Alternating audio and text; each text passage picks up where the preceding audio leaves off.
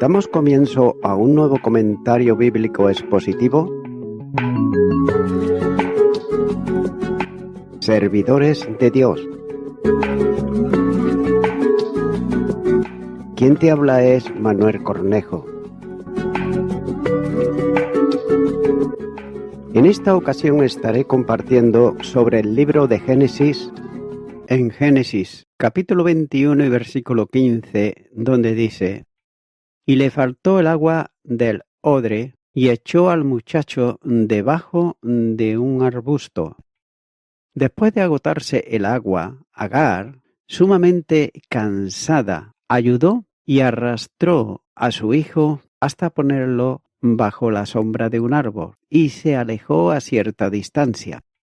Note que su corazón de madre estaba lleno de angustia, cosa muy natural, ya que, como es de esperarse, no quería ver morir a su hijo, y en su angustia aumentó cuando escuchó al muchacho gemir.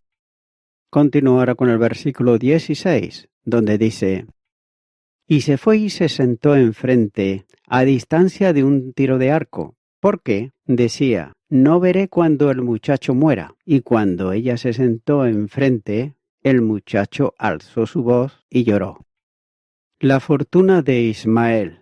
Dios, note que se preocupa también de los vagabundos, de los necesitados, ya que oyó la voz del muchacho cuyos sufrimientos de sed son mayores que el de la madre.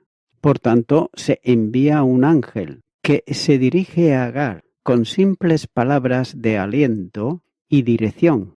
«Sostén tu mano sobre él, pon tu mano firmemente sobre él». Esta es la primera promesa. En Génesis capítulo 16, versículo 10 dice: «Le dijo también el ángel de Jehová: multiplicaré tanto tu descendencia que no podrá ser contada a causa de la multitud». Es por eso que Dios también le abrió los ojos y vio un pozo de agua del cual se podía reponer el odre, y ella y el muchacho estarían listos para el próximo viaje. También es necesario determinar aquí qué punto esta apertura de los ojos fuera milagrosa. Puede referirse, por ejemplo, a la alegría de su mente y a la aguzación de su atención. Pero en la Escritura lo natural y lo sobrenatural no siempre se oponen entre sí, como sucede con nosotros, ya que todos los eventos se atribuyen igualmente a una providencia siempre vigilante, ya sea que se deriven de las leyes ordinarias de la naturaleza o de alguna ley superior de la voluntad de Dios. Cuando le dice: Dios estaba con el muchacho. Es posible que Ismael se haya curado de su cólera infantil. También es posible que su padre lo olvidara. Sigue diciendo que se convirtió en arquero, se hizo arquero o multiplicado en una tribu de arqueros.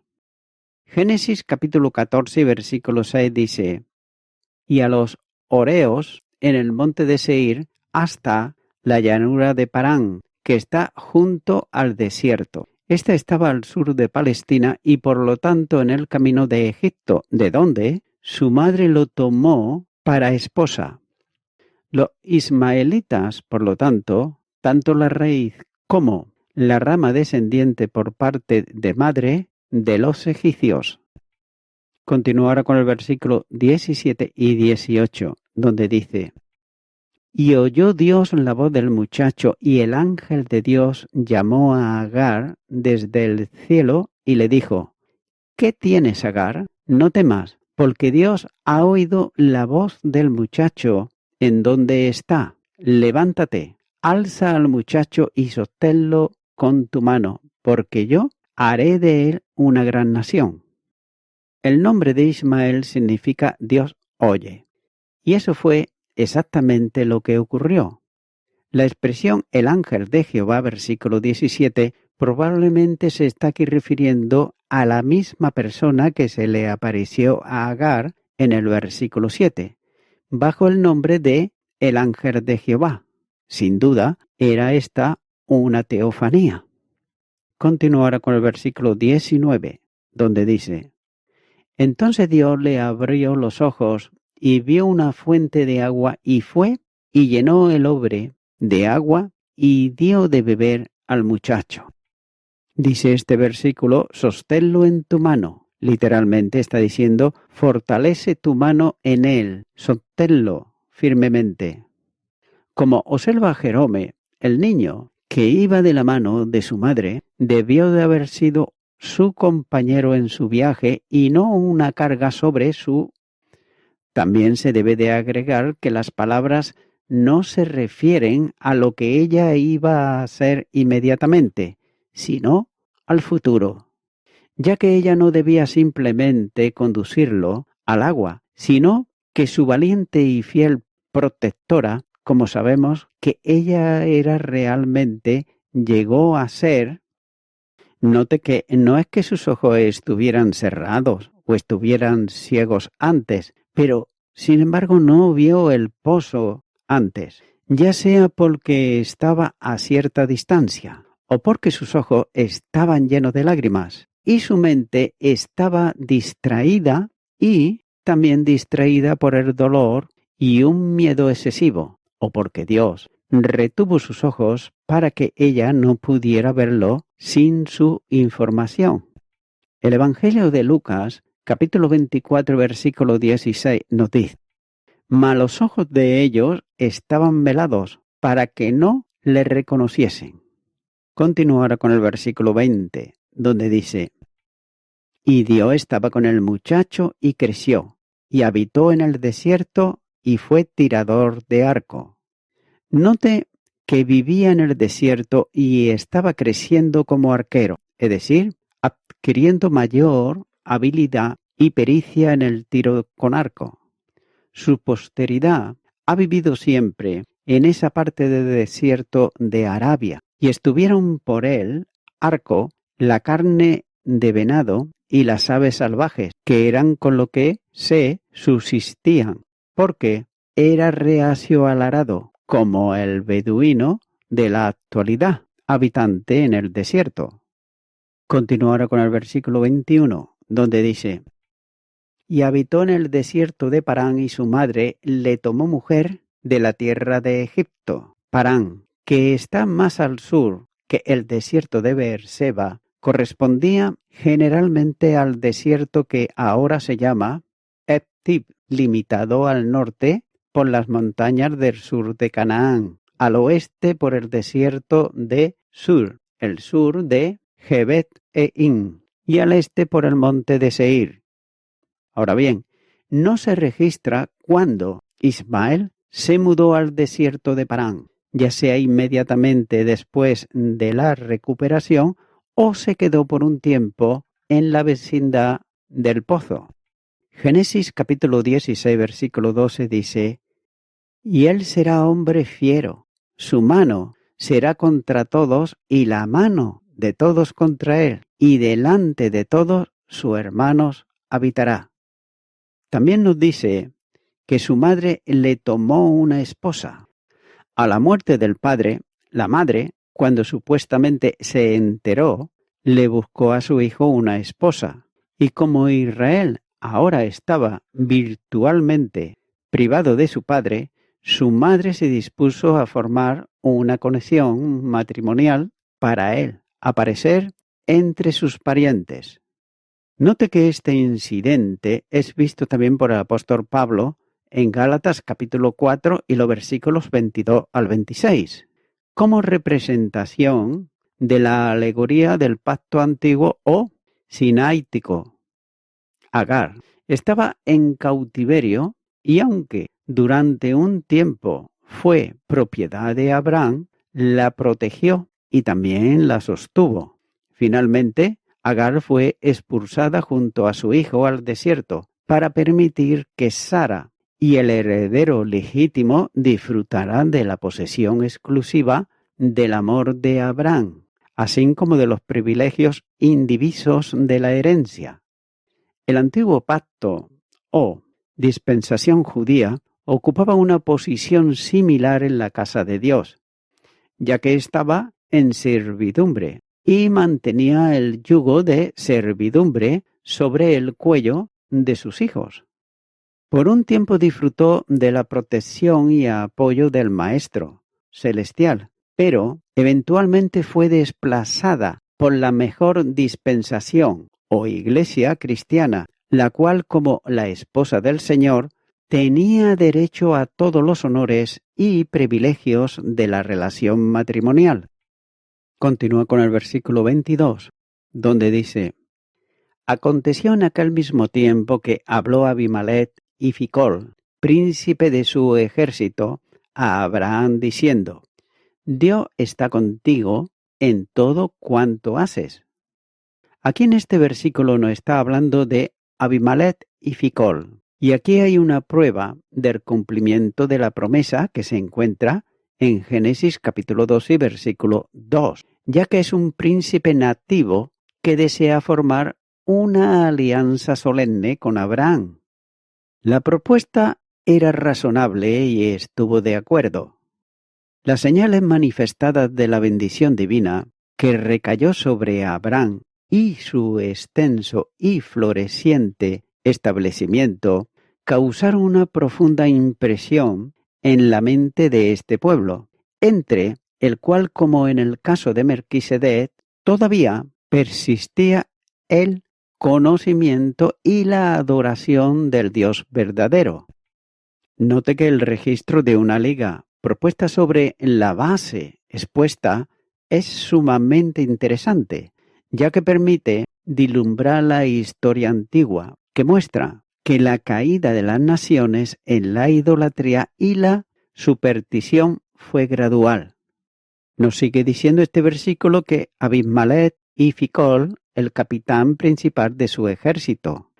Aquí hay otro aviso del primitivo reino filisteo cuya capital era Gerar, ya que tenía un rey hereditario, un ejército permanente y además un consejero privado. El versículo 26 nos dice que Abimelech vino a él desde Gerar y a Uzar, amigo suyo, y Ficol, capitán de su ejército. El tamaño de este reino puede juzgarse por el territorio de los árabes de Titbad, los sucesores modernos de los pastores filisteos, que se extienden hacia el norte hasta las inmediaciones de Gaza y Beerseba. Su límite debe de haber tomado un rumbo suroeste y probablemente siguió también la dirección de la ruta moderna desde Gaza, que se une a la gran carretera de caravanas entre el centro de Canaán y Egipto, en la entrada de Wadi Er. Continúo ahora con el versículo 23, donde dice: Ahora pues, júrame aquí por Dios, que no faltarás a mí, ni a mi hijo, ni a mi nieto, sino que conforme a la bondad que yo hice contigo, harás tú conmigo y con la tierra en donde has morado. Dice este versículo: Ahora pues, júrame aquí por Dios, por el Dios vivo y por el Dios verdadero, por quien solo se debe de jurar, que era el Dios de Abraham, y a quien Abimelech parece haber conocido y haber sido adorador, y por lo tanto pide que él haga un juramento que él sabía que sería sagrado y vinculante para Abraham, si pudiera persuadirlo a jurar. Dice que no me engañarás a mí, ni a mi hijo, ni al hijo de mi hijo. Tal vez había oído que Dios había prometido darle toda la tierra de Canaán a él y a su posteridad, y entre los demás de su reino, que era parte de ella, y, viéndolo hacerse grande y también poderoso, no podía decir que tan pronto podría pasar antes de que le pusieran en posición, ya sea en su propio tiempo o en el de su hijo o el de su nieto. Y es que por eso desea a Abraham que jure no hacerle daño cuando sea necesario, sino que conforme a la bondad que yo he hecho contigo, tú harás conmigo. y en la tierra en la que has morado, que así como lo que había dado plena libertad para residir en cualquier parte de su reino, donde quisiera. Así, cuando todo el país pasara a ser de su propiedad, él, o su hijo, o su nieto, en cualquier tiempo que fuera, puedan disfrutar con tranquilidad de su propia tierra y de todos los habitantes de ella, al menos, para que no sean expulsados de ella, sino que habiten en ella como él lo había hecho. Continúa ahora con el versículo 24, donde dice: y respondió Abraham: yo juraré. Consciente de los muchos favores que había recibido de Abimelech en tiempos pasados y que aún le complacían, accedió de buena gana a su propuesta, y más bien, como sabía por la visión entre los pedazos que pasarían 400 años antes de que su posteridad fuera puesta en posesión de la tierra de Canaán, y por tanto podría jurar que ni él, ni su hijo, ni su nieto serían heridos o desposeídos. Continuará con el versículo 25, donde dice: y Abraham reconvino a Abimelech a causa de un pozo de agua que los siervos de Abimelech le habían quitado. Al parecer Abraham había cavado un pozo en Beerseba, y algunos de los siervos de Abimelech se habían apoderado de dicho pozo, sin que Abimelech, por otro lado, lo supiera. Por tanto, como es de suponerse, el agua es un elemento muy necesario en el desierto. Abraham, por supuesto, aprovechó la oportunidad para reclamarle al rey de Gerar lo que sus siervos le habían quitado. Abimelech accedió a devolverle a Abraham el pozo con el fin de mantener la amistad y la buena voluntad con el patriarca.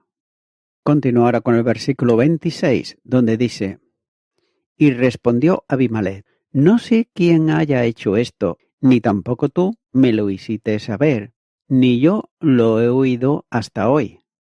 Note que Abimelech alega ignorancia, ya que no sabía nada de eso anteriormente, ni ahora cuál de sus sirvientes lo había hecho, insinuando que si pudiera saber quién era, debería reprenderlo severamente por ello. También dice: ni me lo dijites, dando a entender que él tenía la culpa, ya que no se quejó anteriormente, y al menos no tenía por qué culparlo, ya que nunca antes se lo había informado y por lo tanto no podía esperar ser reparado. Noté que ninguno había oído hablar de él sino hoy. No había oído hablar de él ni de otros, como bien añade el Talmud de Jonathan, a modo de explicación, sino ese mismo día y, muy probablemente, no hasta el momento en que lo supo del mismo Abraham. Continuará con el versículo 27, donde dice: y tomó Abraham ovejas y vacas, y dio a Abimelech, e hicieron ambos pactos. El agradecimiento por los favores anteriores que había recibido de él, en señal de la amistad que subsistía entre ellos, y para la confirmación de la misma.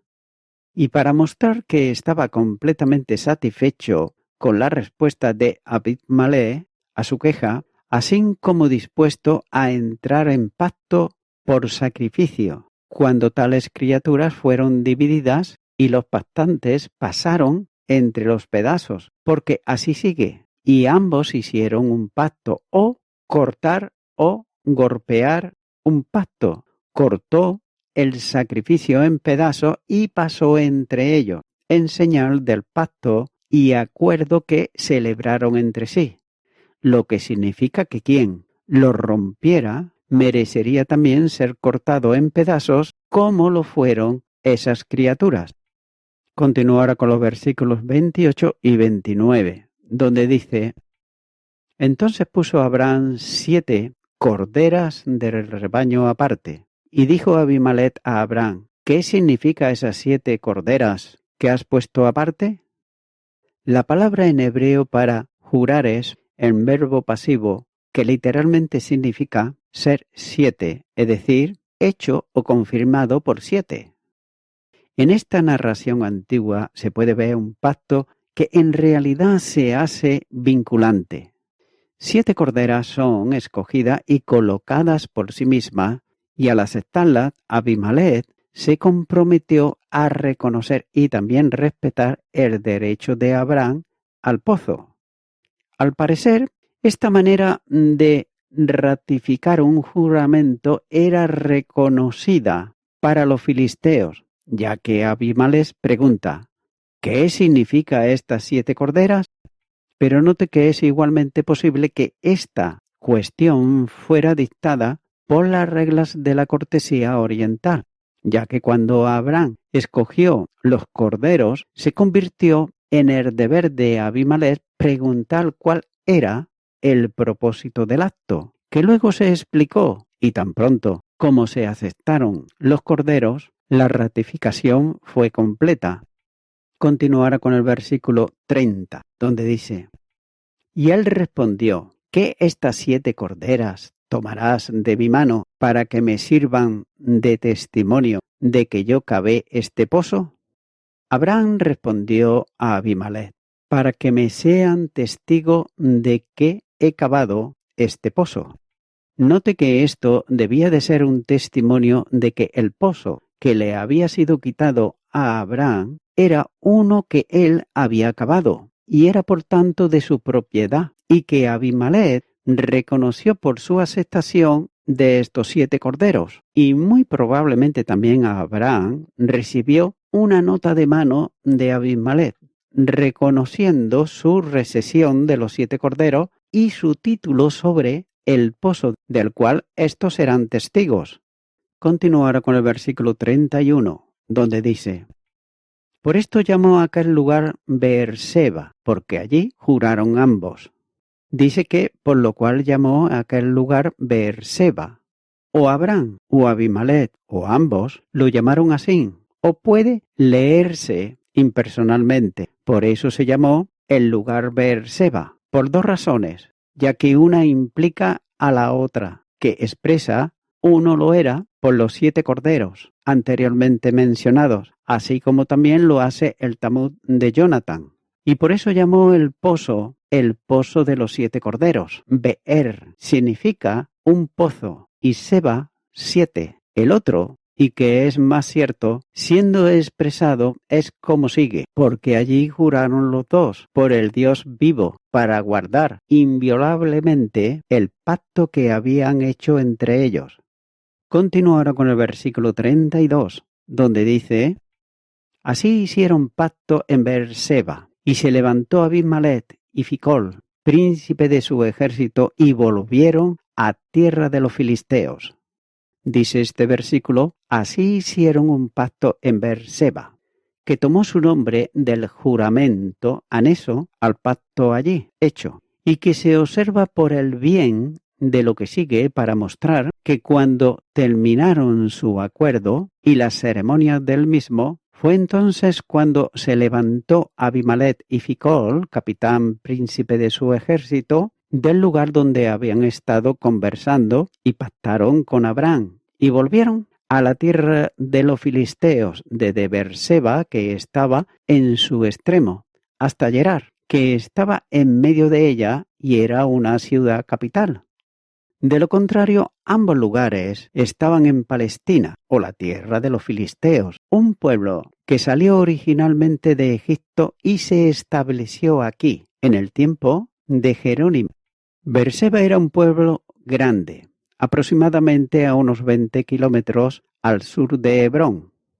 Continuará con los versículos 33 y 34, donde dice: y plantó Abraham un árbol tamarisco en Beerseba, e invocó allí el nombre de Jehová, Dios eterno. Y moró Abraham en tierra de los filisteos muchos días.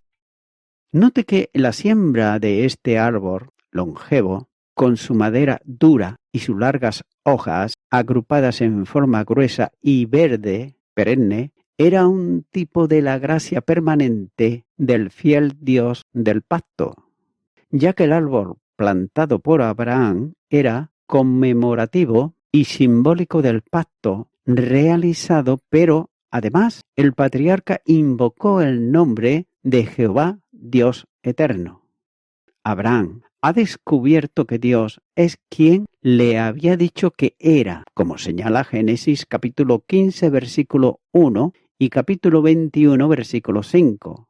Y el patriarca ha continuado creciendo en su conocimiento de Dios y ahora lo reconoce como Jehová Dios eterno. El versículo 34 solo dice que Abraham moró en tierra de los filisteos por muchos días, pero no aclara por cuánto tiempo. Se prolongó eso, ya que probablemente Abraham tomó el tiempo necesario para el crecimiento de Isaac. Note que Abraham era un extranjero en la tierra de los filisteos. También Dios le prometió la tierra, cuando dice: desde el río de Egipto hasta el río Grande, el río Éufrates, la tierra de los caneos, los ceneceos, los cadmoneos, los eteos, los fereceos, los refaitas, los amorreos, los cananeos, los gergeseos y los jebuseos. Génesis capítulo 15 y los versículos 18 al 20. Pero la simiente de Abraham debía multiplicarse para ocupar la tierra prometida. La descendencia de Abraham ocuparía esta tierra, porque esa era la promesa de Dios, cuando le dice en Génesis capítulo 15, versículo 18, a tu descendencia daré esta tierra. Y voy concluyendo con esto. El capítulo 21 de Génesis está tratando tres temas principales. Por ejemplo, el primero, el nacimiento de Isaac, los versículos 1 al 8. En segundo lugar, la expulsión de Ismael junto con su madre, versículos 9 al 21.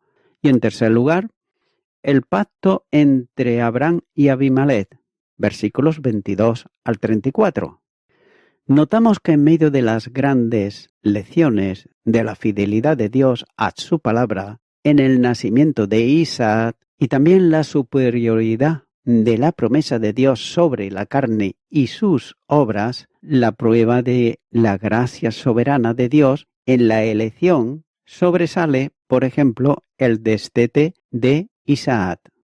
Un peso más ha sido removido para que el patriarca pueda correr la carrera de la fe con más resistencia, con los ojos puestos en Jehová, el Dios eterno. Aún el amor natural tiene que subordinarse al amor de Dios. Por otro lado, Ismael tiene que ser echado fuera para que los propósitos de Dios a través de Isaac se cumplan. Un paso más es tomado en el proceso de que Abraham llegue a ser amigo de Dios en el sentido más profundo. Y la victoria final de la fe está a las puertas, y toda la vida del patriarca era una preocupación para alcanzar esa victoria. Amigo y amiga oyente, nos dice la palabra de Dios que Abraham en Berseba invocó allí el nombre de Jehová, Dios eterno. Pero también nos dice en el Nuevo Testamento, en la carta a los Romanos, capítulo 10, versículo 13, porque todo aquel que invocare el nombre del Señor será salvo. Aquí nos está hablando de invocar el nombre de Dios. Y vemos que Pablo citó aquí al profeta Joel en el libro de Joel, capítulo 2, versículo 32, y lo hizo para recalcar una vez más que la salvación está disponible para personas de todas las naciones y de todas las razas, es decir, para todo aquel que invocare el nombre del Señor.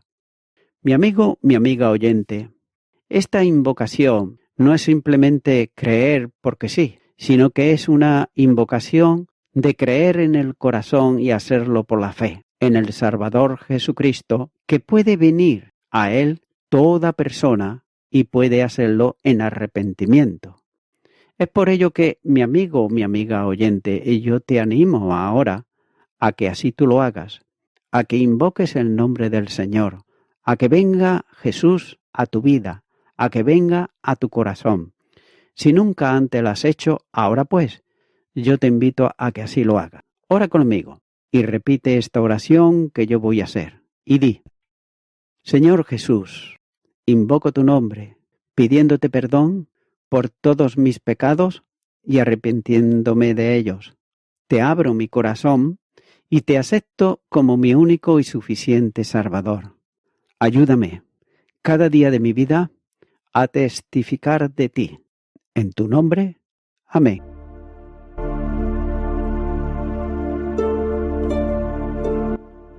Amigo y amiga oyente, si tú has hecho esta oración de corazón, te recomiendo que comiences a orar a Dios, en primer lugar, en el nombre del Señor Jesucristo. Orar a Dios no es rezar, sino que es hablar con una persona. También te recomiendo que leas la palabra de Dios y lo hagas a diario. Comienza, por ejemplo, con el Nuevo Testamento.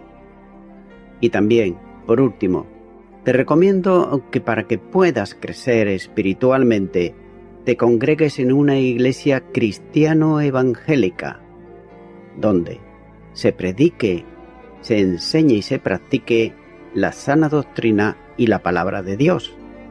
Congrégate ahí y con el tiempo podrás crecer espiritualmente y también servir al Señor Jesucristo. Que Dios te bendiga. Y a toda la audiencia, nuevamente ya me estoy despidiendo de todos ustedes y será hasta el próximo programa. Que Dios os bendiga a todos.